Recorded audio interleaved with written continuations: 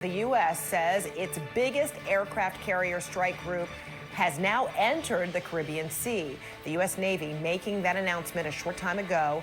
The USS Gerald R is set to join major military exercises that are scheduled to begin today off the coast of Venezuela. The U.S. has already put more than a dozen warships and 15,000 troops in the region as tensions with Venezuela continue to rise. We've got full coverage. Yeah, things for are getting you. spicy. CNN senior reporter Betsy Klein is in Florida, where the president is spending the weekend. We're hearing from the Secretary of the Army today. What is he saying about Venezuela?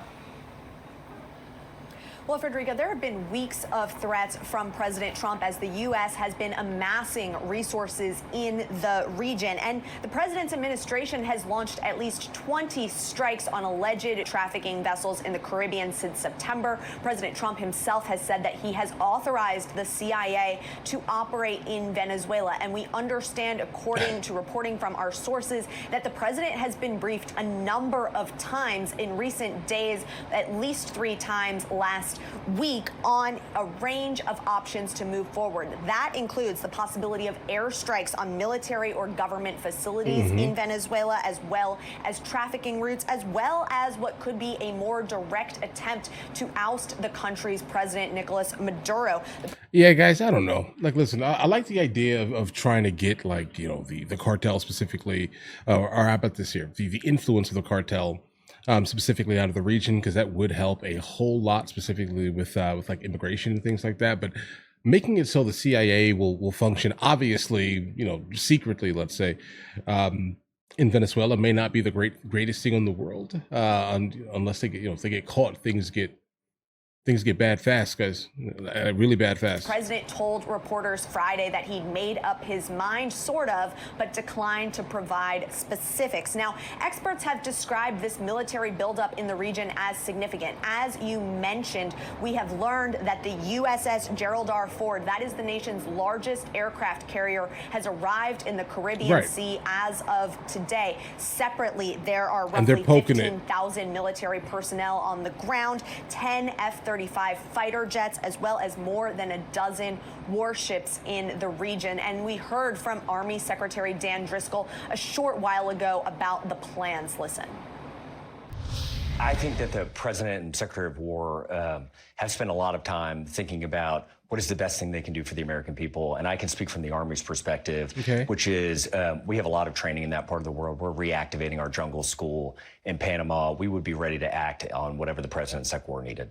But no orders beyond these exercises at this point. We don't talk about those kinds of things, but we would be ready if asked. Now, I want to get into the why here. Of course, officially, the Trump administration is going after trafficking operations in Venezuela, but regime change could be a side effect of that. And efforts to oust Maduro have proven elusive to so many administrations, including the president's first term. Now, if Trump ousted Maduro, that could allow him to claim some major wins. Of course, getting a strong man out and potentially an elected leader in, the possibility of enhanced collaboration on trafficking and migration flows, as well as potential deals in oil. Of course, all of this carries very high risks, and that is something that the president is now weighing, Frederica. Okay. Betsy Klein, let us know more as you learn it. With me now is global affairs analyst. Okay. Yeah, guys, like, understand this here. When it comes down to Maduro needs to definitely go, bro. Raise your hand out here. Like, how many of you guys actually seriously believe that Maduro is in power specifically, and not? I'm trying to be really nice here, guys. Right? Let's say, how many of you actually believe that he's actually in power and he's not been placed there specifically, or maintained there by the cartels here, guys? Right? I mean, it would be great if that wasn't the case here, but based off of like all the information that's generally being spread specifically around the internet, I absolutely perceive that he needs to get out of here, bro. And the person who was actually elected to be in his place specifically needs to be there immediately. Closure, welcome, good to see you. So taking all of those alleged boats out and now doing these military exercises in the region, is this a prelude for something more in terms of U.S. military involvement in, absolutely it is. or on Venezuela? It certainly looks like that. What you see is a collection of forces, the kind that you would put together if you're going to do a series of airstrikes and strikes from those naval vessels on various targets across Venezuela. Most likely military targets, police targets, anything that would get in the way of Maduro being knocked out of power and possibly the opposition leader taking power. Back in, yeah. Anything that would challenge a successor's power. Also, possibly, they could just go after the cartels and various targets like that. That would give Trump a little bit more maneuverability, because then he wouldn't be locked into a confrontation with Maduro and trying to get Maduro to leave power. So if this is such a gigantic shift for CNN, guys. US were, I'll tell you this. If the ambition was to take out Maduro, that would mean that a U.S., whether it be a political or military planning, would know who the successor might be. Is the U.S. that far along in this kind of planning? I think what we'll be able to tell what their goal is by what they choose to target. Now, they could just be putting the pressure on the Maduro regime with this huge show of force to try to get the various elements of the military to consider taking him out or replacing him. Maduro has already had to put down several coups during his time in office. The military is riddled with double agents from Cuba who are looking for just such coups in the planning. But it is also what you do to try to show force that would do something like the U.S. has done in Iran or in Yemen, a series of strikes that do a lot of damage but don't put U.S. troops on the ground in harm's way. What is Venezuela's military? I mean, bro, listen, when it comes down to Venezuela and like what we actually need to do, we definitely need to park offshore, send in drones if that's what you want to do, but I definitely would not put like specifically troops in direct danger, specifically during some type of land assault in Venezuela. They will be, in fact, outnumbered unless you can bring, a gigantic quantity of soldiers specifically to the region. Equipped to, and able to do. Is it able to be in some sort of sustained conflict with the U.S., or is it strictly one that is equipped to protect itself? Yeah, sustained conflict would be difficult. They've got supposedly 150,000 standing army. That's what I'm talking about. A number of small militias that back Maduro that would probably present more of an issue inside the cities in Venezuela. But that's and if in the this rural goes areas to some sort of a ground operation. It is more likely that this would be a chance to knock out the system in power. And then, there's been a rebellion across the country that's barely repressed. And so the White House is probably banking on, if we push hard enough, that rebellion will surge forward, especially if people don't face the crackdowns that they've faced over the past several years of Maduro's rule. I agree, and then, weirdly. President Maduro has most recently, while being interviewed by CNN's own Stefano Posaban, he invoked Libya and Afghanistan when he spoke, essentially saying to the U.S. that, we know what your track record is. When you have involved yourself in any kind of regime change or conflicts, do you really want that here? I mean, that was quite clever, wasn't it? Yeah, look, also, I mean, if they do a head-on confrontation with the Venezuelan military, the military is well equipped to turn into an insurgency. It would be very hard to take this vast country that's about 30% larger than Texas. It's got a coast of 1,700 miles.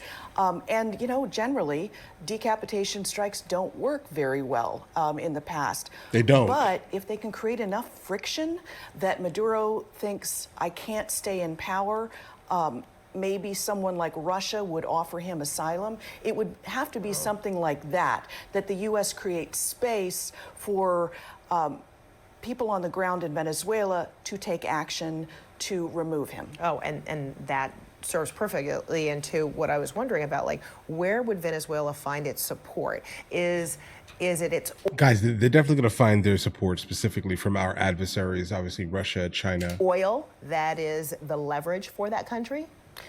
Well, Russia and China have been backers, and access to that oil is important for both. And Russia has given military supplies. In October, there was a large plane that arrived from Russia, and we think it had things in it like anti-aircraft type weaponry to at least frustrate any sort of U.S. attack.